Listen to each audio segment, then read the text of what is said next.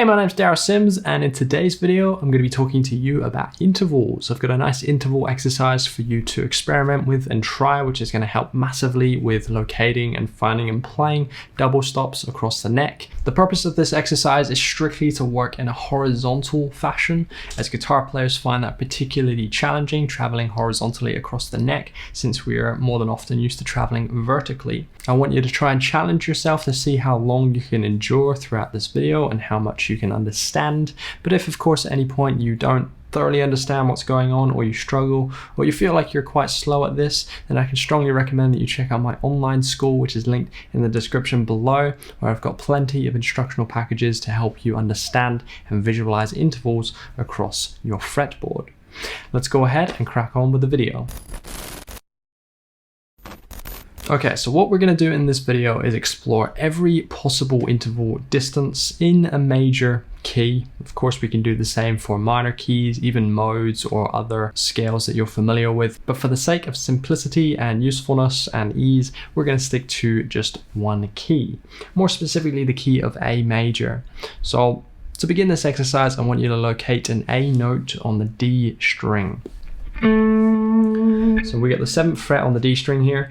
And we're going to ascend the major scale exclusively on that one string. So we're going to go 1, 2, 3, 4, 5, 6, 7.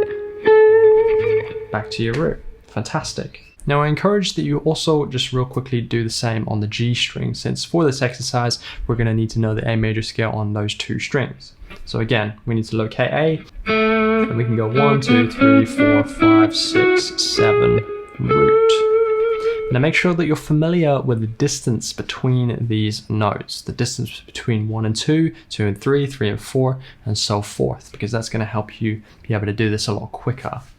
Now if we start with that A note on the D string, we're going to begin by exploring degrees in seconds, which sounds a bit funny when you say it, but it's just the distance between 1 and 2. Now this could be a major 2 or a minor 2, depending on where you are within the scale.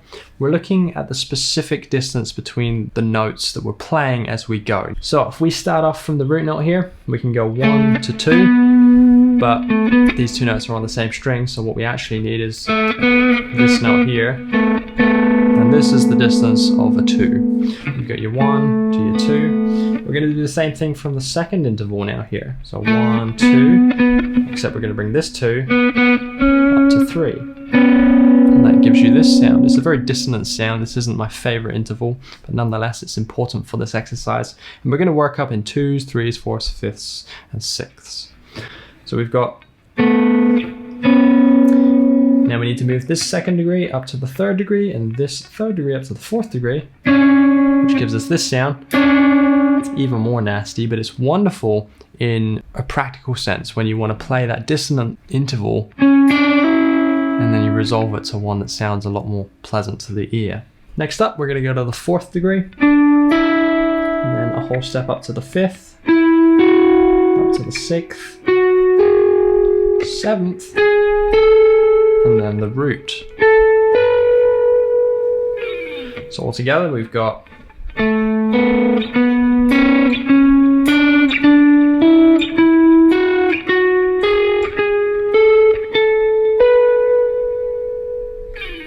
there you have it. You've just ascended seconds in the key of A major. Now, as I mentioned during the exercise, this certainly isn't my favorite sounding interval, but it's a very useful one when you use it as a form of tension and then you resolve it to an interval that sounds a lot more pleasing to your ears, such as ascending thirds.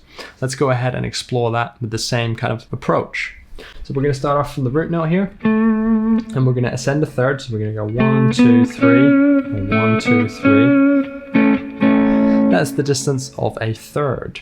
And then we're going to bring this one up a degree, the 1st to the 2nd, the 3rd to the 4th.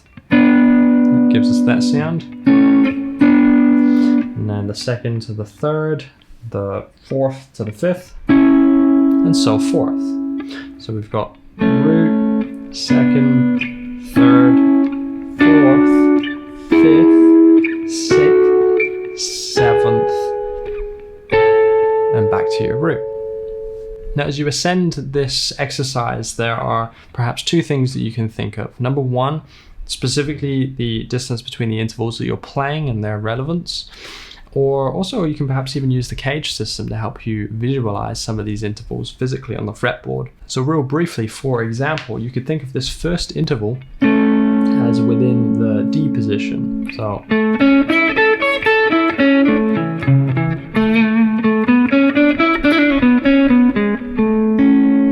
similarly, this one here still exists within that D position. Then we're going to move up to the C position. Still in the C position, and then we move up to your A position,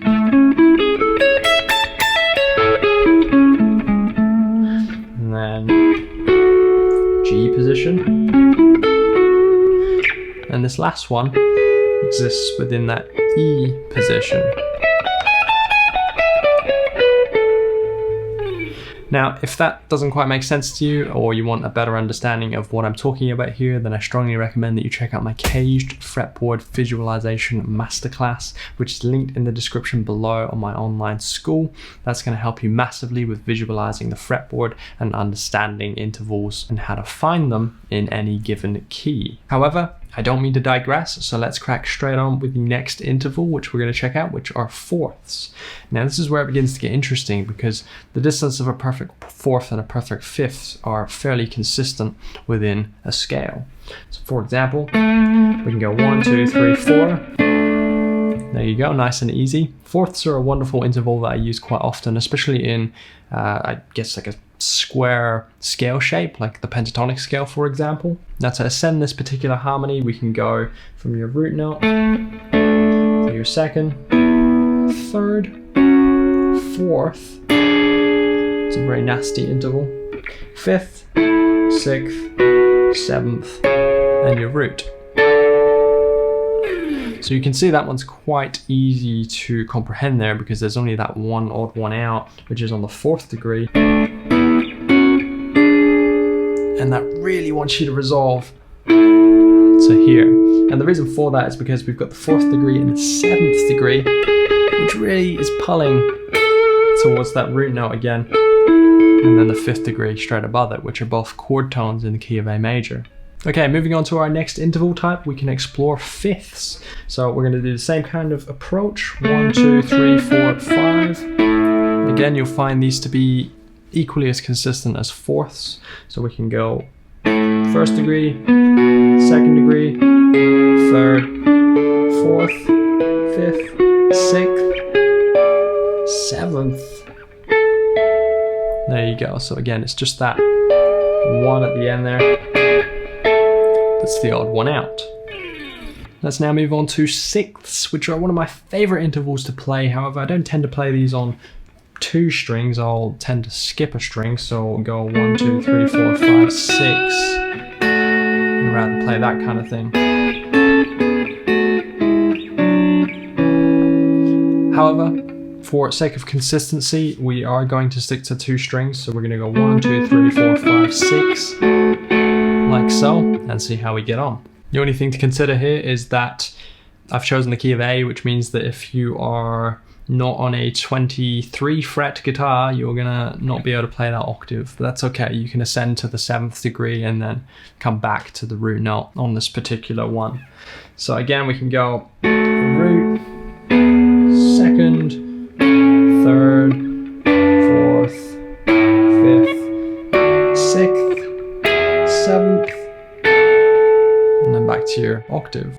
Okay, now lastly, the final interval type that we could explore are sevenths. However, I don't feel like this is necessary on a 2-string set, because the distance between your 1 and your 7 is just so big that not only might you struggle with your fingers, but it's really not realistic for you to be able to visualize that because of that great distance. So I'll let you off on that one, but if you can run through your seconds, thirds, fourths, fifths, and sixths, then that will be awesome. We obviously just did it on the 2 middle strings there, but I encourage that you practice this across all string sets, and feel free to choose your own choice of key also. Though I do recommend that the only restriction that you give yourself right now is that you stick in a major key, since the major scale is the parent or the mother or father, whatever you want to call it, of all music theory. So once you get to grips with the major scale, of course, you can then further explore on different scales. So that's everything that I want to share in today's video. I hope you enjoyed it and took away some things to implement into your practice. If you have any questions or comments, then feel free to leave them in the comment section below. Please go ahead and like the video. And if you're new around here, maybe you want to consider subscribing and hitting that bell notification so that you don't miss out on upcoming future videos like this. Until next time, I will see you in the next video.